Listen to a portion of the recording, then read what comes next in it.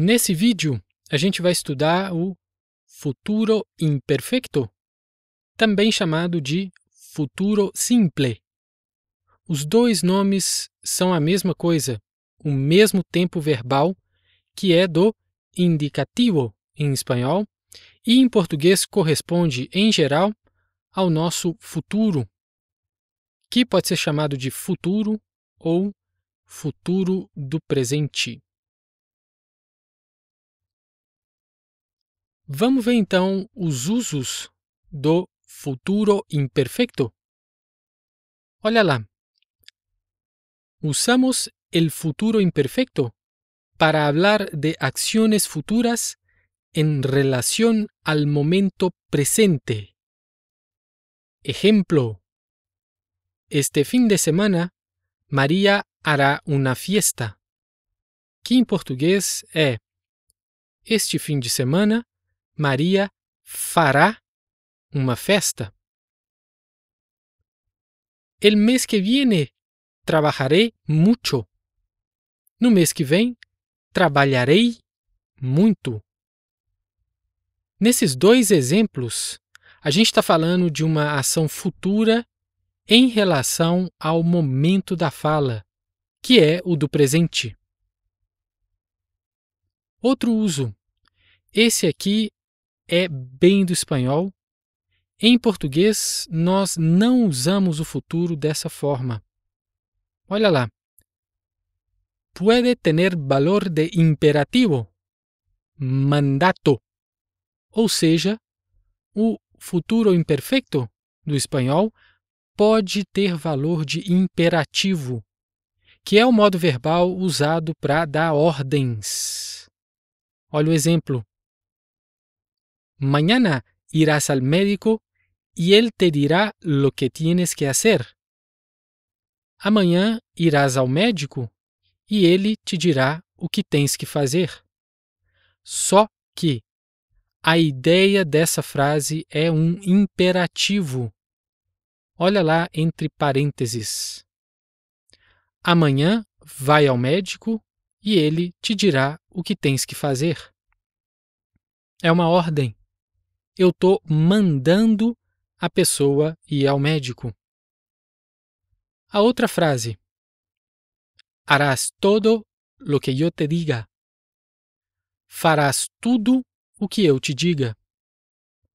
Só que o sentido dessa frase para nós seria: faz tudo o que eu vou te dizer. É uma ordem.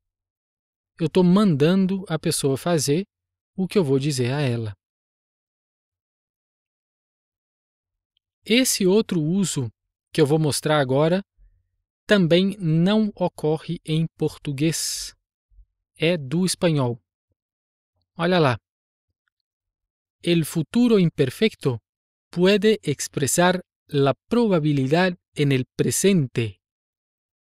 Ou seja, o futuro imperfeito pode expressar a probabilidade, a possibilidade no presente. Olha o exemplo. No me ha llamado. Estará ocupada.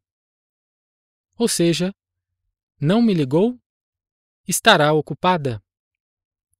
Mas o sentido dessa frase é esse entre parênteses aí. Não me ligou, provavelmente está ocupada. Ou ainda o de baixo. Não me ligou, imagino que esteja ocupada. Eu estou fazendo uma especulação.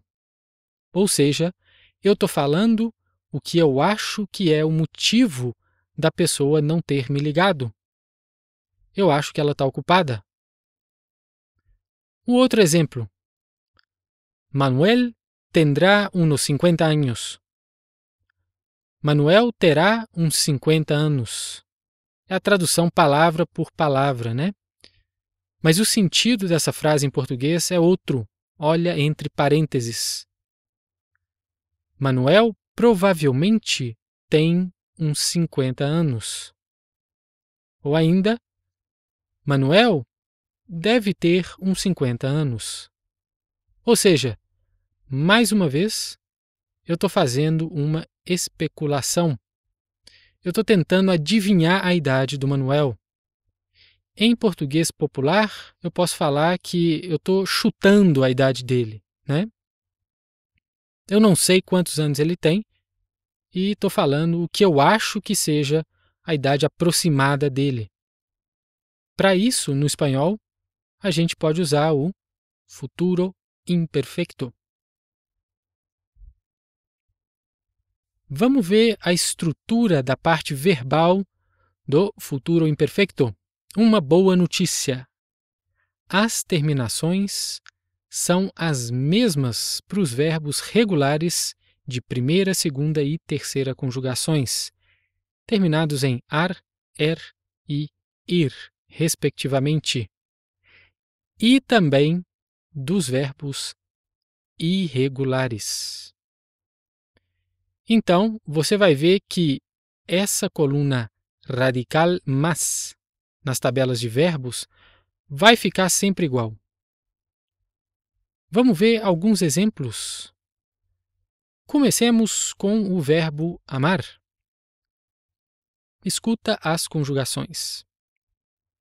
Yo amaré, tú amarás, él, ella, usted amará, nosotros amaremos, vosotros amaréis, ellos, ellas, ustedes amarán.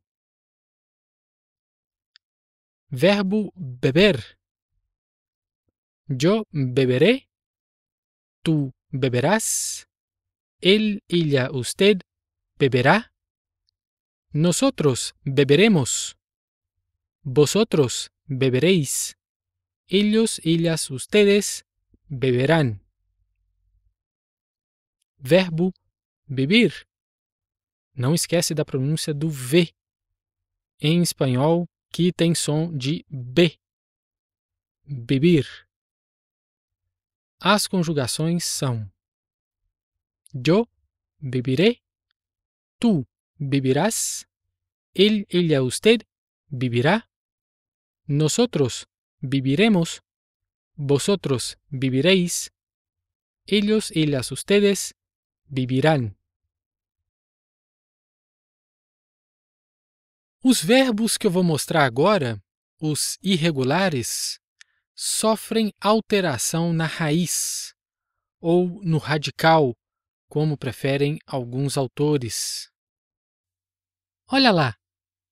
Sufren alteración en el radical, pero la terminación sigue siendo la misma de los verbos regulares.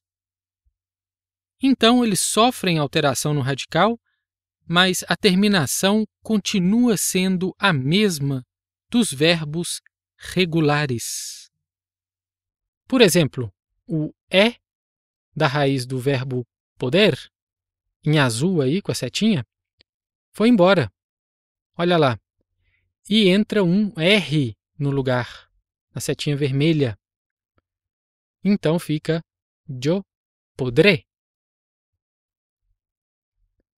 Então, as conjugações ficam dessa forma aí na tabela. Eu coloquei o radical alterado em vermelho. E embaixo de cada uma eu coloquei a tradução em português entre parênteses. Eu vou ler as conjugações em espanhol. Yo podré, tú podrás, él, ella, usted podrá. Nosotros podremos, vosotros podréis, ellos, ellas, ustedes podrán. Agora o verbo venir, que é vir em português. Olha o radical regular em azul e o radical irregular em vermelho. Olha a mudança. Venir, yo vendré. Cuidado com a pronúncia do V, que é igual a B. É sempre bom repetir. E esse é no final com acento tem som fechado. E, vendré. Então, o resultado final é esse aí, ó. Vendré. As conjugações ficam assim. Vou ler a coluna exemplo. Yo vendré, tú vendrás, él, ella, usted vendrá, nosotros vendremos, vosotros vendréis, ellos, ellas, ustedes vendrán. Não sei se você percebeu, mas nesse tópico dos verbos irregulares no futuro imperfeito, temos verbos de segunda e terceira conjugação, os terminados em er e ir, né? Basicamente são esses. E aqui eu coloquei uma lista com a conjugação da primeira pessoa yo, de outros verbos com a mesma irregularidade. A raiz, ou o radical, do verbo modificado irregular está em vermelho, e ele é o mesmo para todas as outras conjugações, para todas as outras pessoas verbais. Eu vou ler a parte em espanhol, a tradução está embaixo, olha lá. Caber, yo cabré. Decir, yo diré. Haber, yo habré. Hacer, yo haré. Poner, yo pondré. Querer, yo querré. Com som de R forte aqui, hein? Querré. Saber, yo sabré. Salir, yo saldré. Tener, yo tendré. Valer, o V tem som de B, cuidado. Valer, yo valdré. Futuro imperfeito. Ejemplos. Vamos ver alguns exemplos de frases. Olha lá. Seguramente iremos a Bogotá de vacaciones. Com certeza iremos a Bogotá nas férias. Si me voy a vivir a Nueva York, vendrás a verme. Se eu for morar em Nova York, você virá para me ver? Mañana hará sol en todo el país. Amanhã fará sol em todo o país. Nesse próximo exemplo, temos duas pessoas conversando, pessoa A e pessoa B. Olha o diálogo. ¿Se ha pasado el día en casa? Creo que le pasa algo. Passou o dia inteiro em casa. Acho que há alguma coisa errada com ela. Aí a pessoa B responde: No, estará cansada? Ou tendrá sueño atrasado? Em português fica: Não, talvez ela esteja cansada ou tenha sono atrasado. Ou seja, é o uso do futuro para formular hipótese, para fazer especulação, para imaginar possibilidades em alguma situação. Olhando as traduções em português aí, você vai ver que nos três primeiros exemplos a gente tem uma correspondência exata de futuro em espanhol e futuro em português. Só nesse último exemplo que eu usei outro tempo verbal em português porque é outro uso. A ideia é diferente. Então eu vou aprofundar um pouco mais essa parte, para você entender certinho. Olha lá. Futuro imperfecto, hipótesis e especulação. Olha os exemplos. Afirmação: Jorge está trabajando.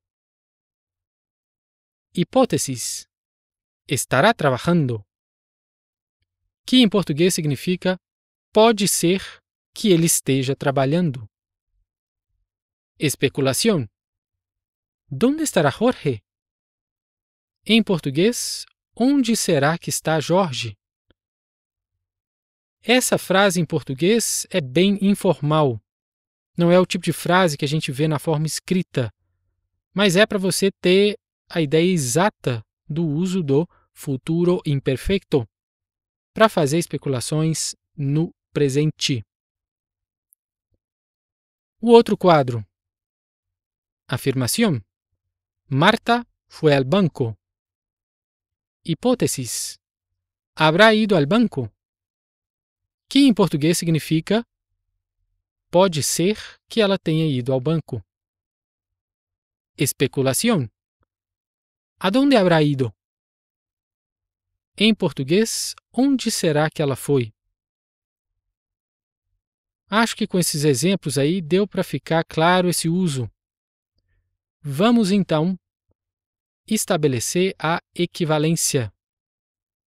Os usos do futuro imperfeito, também chamado de futuro simple do espanhol, é a mesma coisa, são os mesmos usos do futuro. Ele pode ser chamado só de futuro ou de futuro do presente em português. São dois nomes também para a mesma coisa. E lembrando que temos também aquele uso do futuro imperfeito como imperativo, né, em espanhol, para dar ordens. Eu falei dele no começo do vídeo. E o uso que eu acabei de explicar, que é para formular hipóteses e especulações no presente.